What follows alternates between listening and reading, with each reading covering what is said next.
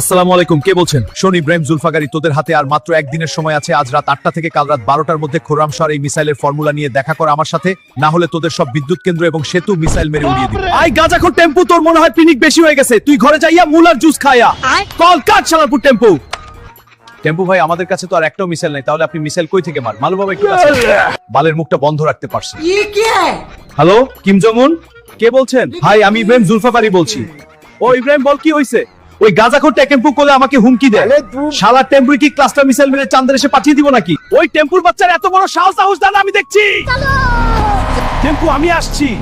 শালা টেম্পুর বাচ্চা, আজকে তোকে আমার হাত থেকে কেউ বাঁচাতে পারবে না। টেম্পুর বাচ্চা তাড়াতাড়ি বের হো, আজকে তোর পিছন দিয়ে মিসাইল দিব আমি। ওই মালু দেখতো বাইরে কে চিল্লাচ্ছে। ভাই নিচে তো কিম জং উন। বাপরে পাগলা, এখানে আসলো কেন? গোয়া মারা গেছে আজকে। মালু তাড়াতাড়ি পালা।